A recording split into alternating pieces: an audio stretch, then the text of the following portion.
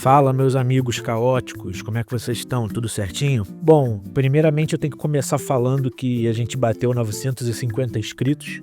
Eu não sei muito o que falar, a ideia é tudo muito novo pra mim. Eu só tenho que agradecer a todos vocês de coração, todo mundo que sempre tá aí comentando, interagindo nos vídeos, dando uma força. Muito obrigado. Uma outra coisa que eu vi nos comentários foi sobre os vídeos antigos, que ainda era a voz de IA, né? Então, sobre isso, podem ficar tranquilos que eu vou refazer todos os vídeos, tá? Eu vou refazer todos eles e vou dar uma melhorada também. É até bom que eu veja algum erro que eu tenha cometido nos primeiros vídeos que eu fiz, mas podem ficar tranquilos que eu vou refazer. E outra coisa, a gente já tá chegando próximo de 1000 inscritos. Eu ainda não sei exatamente o que eu vou fazer, mas podem ficar tranquilos que vai ser uma coisa maneira. Eu tô pensando aqui numa coisa interessante para fazer quando a gente bater 1000 inscritos. Podem confiar que vai ser legal. Bom, hoje a gente vai falar sobre uma figura que é muito importante no 40K, né? Foi ele que ganhou a última votação. Então, sem mais enrolação, hoje a gente vai falar de Magnus o Vermelho. Eu não sou um monstro. Eu sou aquele que carregou o fardo do conhecimento proibido. Magnus, o Rei Carmesim.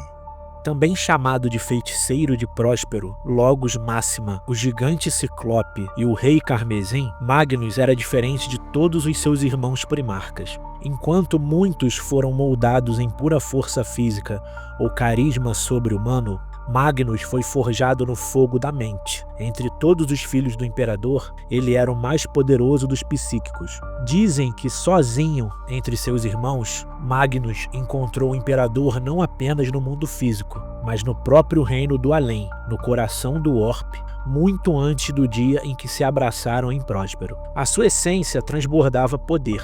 Seu corpo não parecia carne comum, mas sim uma vontade condensada, uma marca espiritual tornada carne. Bastava o olhar de seu único olho para despir qualquer alma. Pensamentos, memórias e segredos se revelavam diante do Rei Carmesim. Em batalha, Magnus era como um deus da antiguidade. Chamas dançavam ao seu redor. O fogo o seguia como um manto vivo. Montanhas desmoronavam com um gesto, e exércitos inteiros de mortais desabavam em prantos diante de visões aterradoras conjuradas por sua mente. Nenhuma estratégia, nenhum truque de guerra permanecia oculto a ele, pois o futuro para Magnus estava sempre diante de seus olhos. Mas tamanho poder despertava medo e desconfiança, até mesmo entre aqueles que o chamavam de irmão. Para Magnus, a guerra não era um fim, mas um caminho. Seu intelecto era tão vasto quanto sua ambição. Ele acreditava que a Grande Cruzada não era apenas a unificação de mundos sob a bandeira dourada do imperador, mas a chance de erguer a humanidade da escuridão, da ignorância, para a luz da razão. Magnus sonhava com uma segunda ascensão, que os homens, limitados pela carne e pelo medo, despertassem como uma raça psíquica capazes de dominar a própria realidade.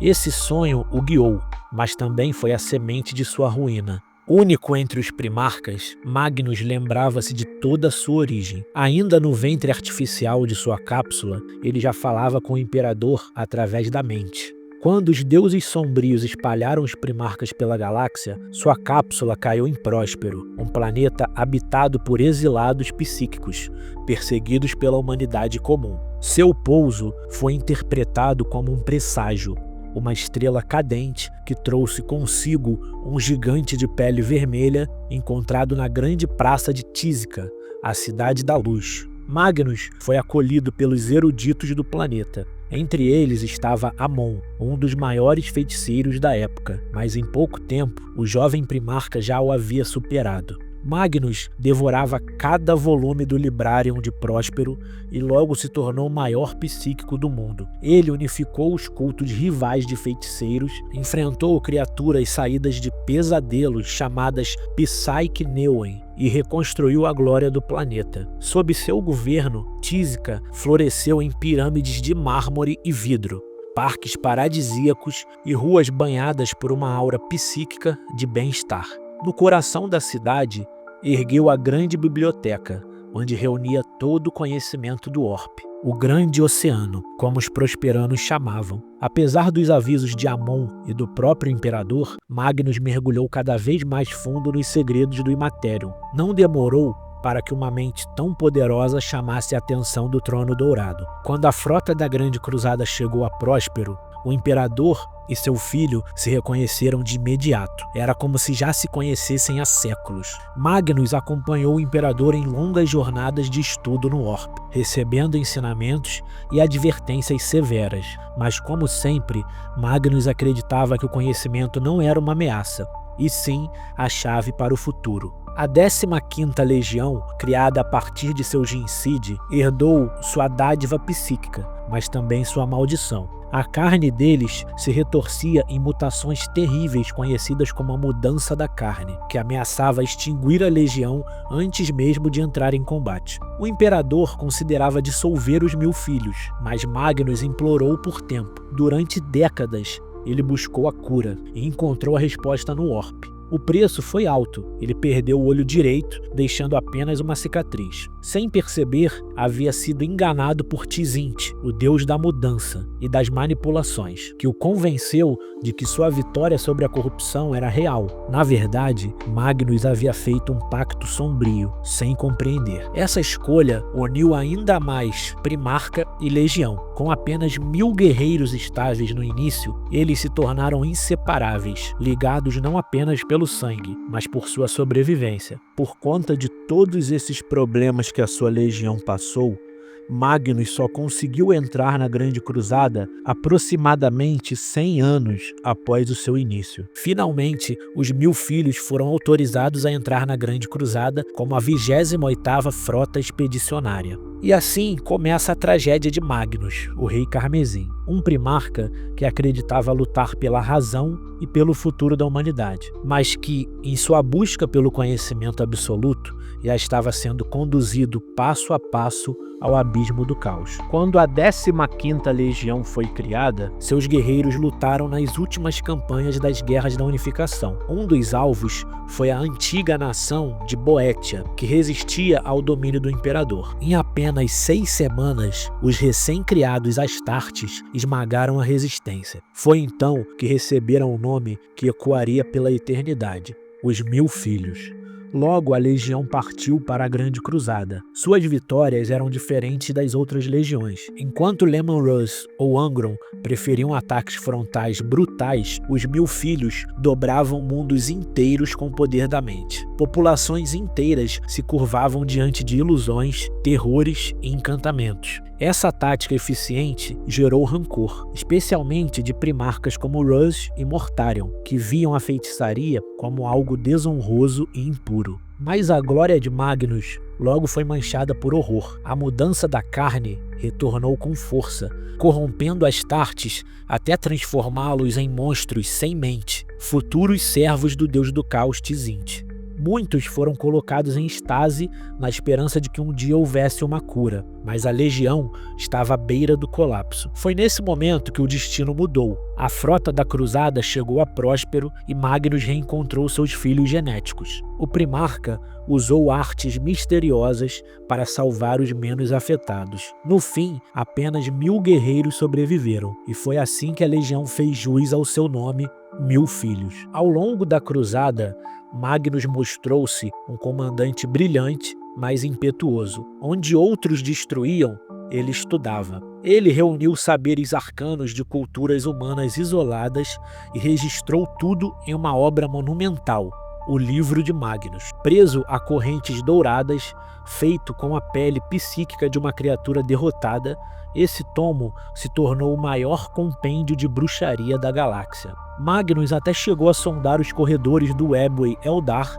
abrindo caminho à força pela vastidão dimensional. Sua sede de conhecimento não tinha limite, e isso apenas aumentava as suspeitas contra ele. Sua obsessão por conhecimento o colocou em choque direto com outros irmãos. Russ e Mortarion o acusavam de bruxaria perigosa. Até mesmo Rogal Dorne e Corvus Corax desprezavam a paixão dos 1000 filhos por guardar o conhecimento de cada mundo conquistado. Para eles, isso era inútil, até mesmo arriscado. Certa vez, em uma missão conjunta, Magnus e Leman Russ quase chegaram às vias de fato. O derramamento de sangue só foi evitado pela intervenção inesperada de Lorgar Aurelian, mas a desconfiança crescia, espalhando rumores pelas frotas imperiais. Talvez fosse a hora de dissolver a 15ª Legião, como aconteceu com outras 2 legiões cujos nomes foram apagados da história da humanidade. A tensão chegou ao limite. O imperador convocou todos os primarcas e altos oficiais ao remoto mundo de Nicaea. O tema: decidir de uma vez por todas o destino da feitiçaria no Império. Magnus defendeu com paixão a importância dos psíquicos, acreditando que eles eram a chave para acelerar a vitória da Cruzada e a evolução da humanidade. Do outro lado, Leman Russ e Mortarion atacaram com fúria. Russ chamava a bruxaria de covarde e impura, enquanto Mortarion relatava o terror dos senhores psíquicos de seu mundo natal, bárbaros.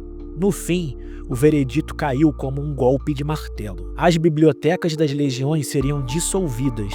Nenhum Astarte voltaria a usar poderes psíquicos, e apenas os astropatas, navegadores e psíquicos rigidamente controlados poderiam servir ao Império. Magnus viu seu sonho ser esmagado. Forçado a aceitar, ele saiu de Nicaea derrotado, mas não convencido. Dentro de si, já buscava formas de contornar toda essa situação. E assim, o destino do Rei Carmesim foi selado. Magnus acreditava lutar pelo futuro da humanidade, mas a cada passo, seus pés o levavam mais fundo para dentro da rede de ilusões tecida pelo próprio arquiteto do destino, Tzint. Após a vitória colossal na cruzada de Ulanor contra os orcs, o imperador nomeou Horus como senhor da guerra, entregando-lhe o comando de todas as forças imperiais. Enquanto Horus liderava a Grande Cruzada, o imperador retornou à Terra para dedicar-se ao seu maior projeto secreto: expandir a Webway, criando uma rede de portais que libertaria a humanidade da dependência do Orb. Impróspero, Magnus meditou e teve visões do futuro. Visões de Horus corrompido pelos poderes ruinosos, a traição de metade das legiões e a guerra civil que destruiria o Império. Mas havia um vazio em suas visões, o destino do próprio Magnus. Desesperado, ele tentou alertar Horus, mas descobriu tarde demais. O Senhor da Guerra já havia sido ferido pela lâmina caótica conhecida como Anatame. Restava apenas avisar o imperador. Magnus reuniu os maiores feiticeiros de Próspero e lançou um ritual proibido. Sua forma astral atravessou todo o Orb até chegar às muralhas psíquicas do Palácio Imperial. Chegando lá, ele encontrou a barreira do Ebway, intransponível. Então, uma voz sussurrou das sombras e ofereceu um poder para atravessar essa barreira. Ó Magnus, filho do destino e do erro, o portão entre mundos não cederá à tua vontade, mas eu posso abrir o caminho. Com a minha dádiva, atravessarás a barreira que o próprio imperador ergueu, e perante ele falarás como jamais ousaste. Mas saiba, cada fenda aberta é uma peça movida no tabuleiro da eternidade. Toma o poder que te ofereço, e o que antes era impossível, agora se tornará inevitável. Magnus, ingênuo, aceitou. O impacto foi catastrófico. Ele rompeu a sala do trono, rasgando os selos do imperador e abrindo caminho para entidades do Orb invadirem a Terra. O grande projeto do Ebway foi arruinado em instantes e milhares de tecno-adeptos morreram em agonia. Atônito, Magnus voltou ao corpo impróspero e ali recebeu a revelação. Foi Tzint quem lhe deu o poder para atravessar o Ebway. O deus da mudança o havia manipulado desde o início. Para o imperador, Magnus havia se tornado um traidor. Ele não acreditava que Horus fosse capaz de traição, mas seu filho Ciclope sim. Furioso, o imperador enviou Leman Russ e os lobos espaciais para levar Magnus à Terra. Mas Horus, já corrompido, deu uma distorcida na ordem. Russ não devia apenas capturar Magnus, mas matá-lo. Ao lado dos lobos, marcharam milhões de soldados da Guarda Imperial, as implacáveis Irmãs do Silêncio e até a Custodes, um verdadeiro exército. Magnus sabia do ataque iminente, mas, consciente de que tudo era parte dos jogos de Tzint, tomou uma decisão amarga.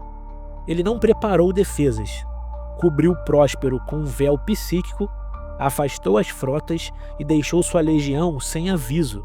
Ele preferia sacrificar seus filhos do que vê-los jogados como peças no jogo do caos.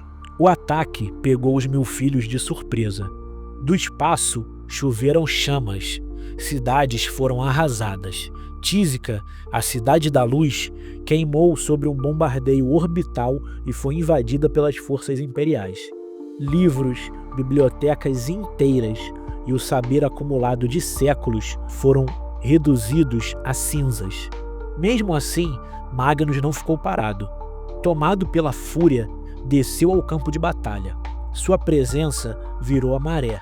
Os lobos foram dilacerados por seu poder psíquico, até que o inevitável confronto entre irmãos aconteceu. O Rei Carmesim Magnus contra o Lobo de Fenris, Leman Russ. Em uma batalha colossal, Magnus rasgou a armadura de Leman Russ, mas Russ resistiu, segurou o braço do irmão e atingiu seu olho único com um chute brutal. E então, com força titânica, quebrou-lhe a espinha sobre o joelho. No momento em que tudo se perdeu, Tzint apareceu com sua última tentação: salvar a legião, salvar a cidade, salvar Magnus. O preço: lealdade eterna ao Deus do Caos. Agora você vê, Magnus. Teus filhos ardem, tua cidade cai, e o sonho que teu pai te deu não passa de pó. O imperador te abandonou, mas eu sempre estive aqui, esperando um instante em que compreenderias.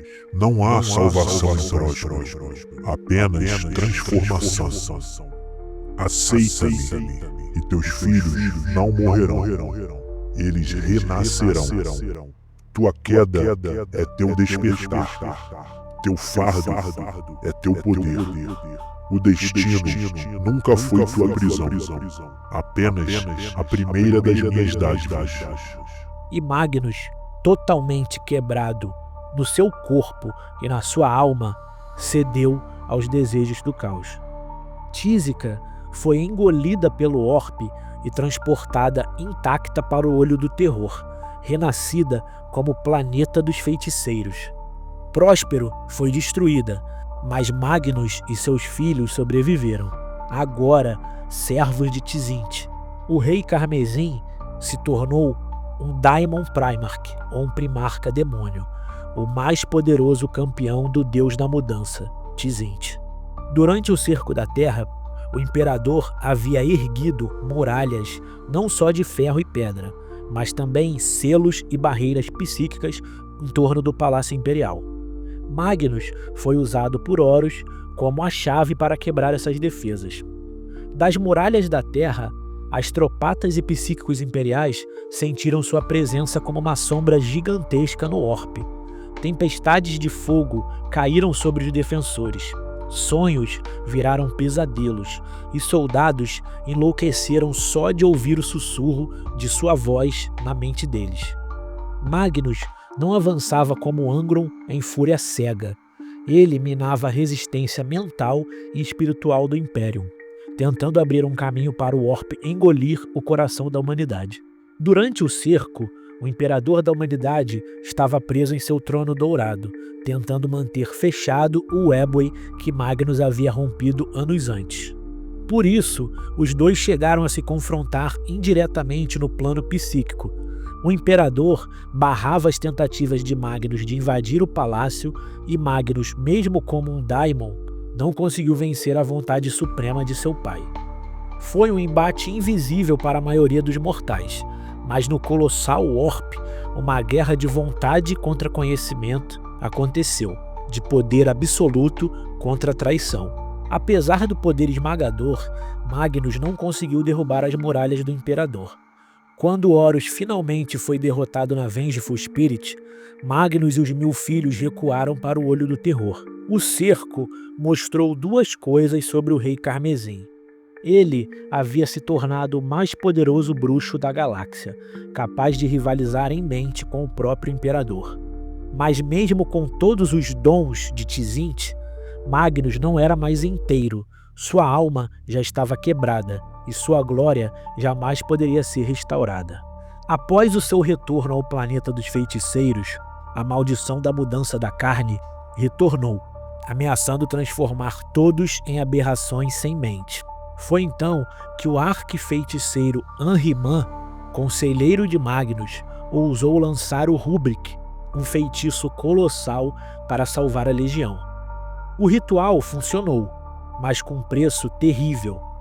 Todos os 1000 filhos, sem poder psíquico, tiveram seus corpos reduzidos a pó, selados para sempre dentro de suas armaduras, tornando-se autômatos sem alma, conhecidos como os Rubricai. Já os que sobreviveram viram seus poderes crescer em escala inimaginável. Magnus, furioso com o destino imposto a seus filhos, caçou Ahriman e o derrotou em um duelo. Mas Tzint, mais uma vez, interveio. Em vez de permitir que Magnus o destruísse, poupou Ahriman, mantendo-o como peça em seus jogos eternos. Como castigo, Magnus exilou Ahriman e seus seguidores, condenando-os a vagar pela galáxia. Quando Leman-Russ quebrou o corpo de Magnus em Próspero, não foi apenas sua espinha que se partiu. O impacto da derrota foi tão profundo que até sua alma se fragmentou. O Rei Carmesim não morreu, mas pedaços de sua mente se espalharam pelo tempo e pelo espaço, tornando-se ecos vivos, cada um com vontades, memórias e aspectos diferentes do que Magnus já tinha sido um dia. Esses fragmentos agiam de forma independente, alguns servindo ao próprio Magnus, que reinava no planeta dos feiticeiros, outros seguindo rumos próprios com agendas misteriosas. O fragmento de Magnus em Próspero foi destruído por Jagatai Khan durante a Segunda Batalha de Próspero. Esse fragmento não apoiava nem Horus nem o Imperador, mas apenas instigava Jagatai Khan a escolher um lado. Outro fragmento foi guardado nas cinzas de Callista Eris, carregada por Lemuel Galmon enquanto era prisioneiro em Kamit Sona. A lasca de Agoro representava o aspecto guerreiro de Magnus. Ela foi encontrada no mundo de Agoro, lembrando que, além de sábio, Magnus também era um deus da guerra. Ligada à busca pelo conhecimento, um fragmento de Magnus foi encontrado no passado, em Citairon, na Terra. Foi recuperado por Ahriman em uma viagem temporal. Esse fragmento chegou a ajudar o capitão dos Salamandras, Artelos Númeon, a guiar a nave Fire Ark através de uma tempestade da ruína, levando os restos mortais de Vulcan até Nocturne. O fragmento de Nicaea carregava o ressentimento e a sensação de traição do Magnus após o concílio de Nicaea, onde a feitiçaria foi proibida. Ela foi encontrada no mesmo mundo onde o concílio foi sediado. O fragmento da Terra representava as virtudes mais nobres de Magnus. Ela foi criada quando ele tentou avisar o Imperador sobre a traição de Horus, rompendo os selos do Eboi, mas foi capturada por Malcador, o Sigilita, e acabou sendo selada dentro do bibliotecário Revuel Árvida. Mas o ritual acabou falhando e o que nasceu foi algo novo, Janus, o primeiro grão-mestre dos Grey Knights. O fragmento do Atenaeon de Callimachus refletia a faceta manipuladora de Magnus. Ela plantou em Ahriman a semente de um segundo Rubric, perpetuando as maquinações de Tzint. E o fragmento de Ahriman, a mais irônica. Um fragmento do próprio Magnus habitava, sem que ele soubesse, dentro da mente de Ahriman, seu mais fiel e amaldiçoado filho. As lascas de Magnus revelavam uma verdade cruel. Mesmo como um primarca demônio, ele nunca foi inteiro. Sua alma foi dividida entre memórias, ressentimentos, sonhos e obsessões. Cada fragmento é uma face do Rei Carmesim: o sábio, o guerreiro, o traído, o manipulador e o buscador de conhecimento. E talvez seja esse o maior tormento de Magnus. Nunca mais ser um inteiro, condenado a viver em 1000 pedaços, todos servindo de formas diferentes ao arquiteto do destino, Tzint. No milênio 41, o despertar de Roboute Guilliman não foi apenas um milagre biotecnológico de Belisário Skoll. Foi um terremoto psíquico que sacudiu toda a galáxia. O orbe tremeu e, como ecos em um mar negro, os primarcas traidores sentiram. Guilliman, após repelir a 13ª Cruzada Negra de Abaddon, reuniu sua frota para a Cruzada Terrana. Seu objetivo era claro: atravessar a galáxia dilacerada pela cicatriz Maledictum e chegar até o Trono Dourado, encontrando o Imperador depois de 10.000 anos. Mas Magnus estava à espreita, e no coração da Maelstrom, o Rei Escarlate ergueu sua obra-prima, a Vingança de Tísica, uma pirâmide ciclópica de cristal e aço, um simulacro insano da antiga glória de Próspero. Lá, ele esperava seu irmão. A emboscada foi brutal. A frota de Guilliman caiu direto nos canhões dos 1000 filhos, seus navios esmagados por torpedos Warp e feitiçaria. Mas Magnus não queria destruição total, não ainda. Com feitiços, ele arrastou a cruzada para dentro do próprio Maelstrom, um labirinto de tormenta e loucura. Presos, os Ultramarines e aliados só escaparam graças a Eldrad Ultra e à intervenção improvável de figuras como Cypher e a Sombra de Vel, uma arlequina enigmática. O preço foi alto: emboscadas, traições, perseguições incessantes pelo labirinto da disformidade. Sempre havia a marca de Magnus guiando os passos da cruzada, conduzindo Guilliman para um destino que ele já havia previsto. Até que, enfim, o caminho levou a um portal escondido, uma saída secreta da Webway que chegava em Luna, a lua da Terra. O que se seguiu foi uma das batalhas mais épicas do milênio 41. Das ruínas lunares e dos destroços de naves imperiais esquecidas, Guilliman e seus guerreiros emergiram apenas para serem caçados pelos Rubricai e pelos Tzangors. A cratera tremeu quando o próprio Magnus atravessou o portal, com suas asas abertas, sua arma em chamas e protegido por escudos de pura feitiçaria. Não havia mais fuga. O Senhor de Ultramar avançou, espada em punho, enfrentando seu irmão corrompido. E assim eles tiveram um diálogo antes do combate colossal. E Guilliman, com espada em punho, disse: Magnus, sei que está aí. Não vou me enganar achando que você morreu. Apareça. Magnus, rindo, respondeu ao irmão: Muito bem, Roboute.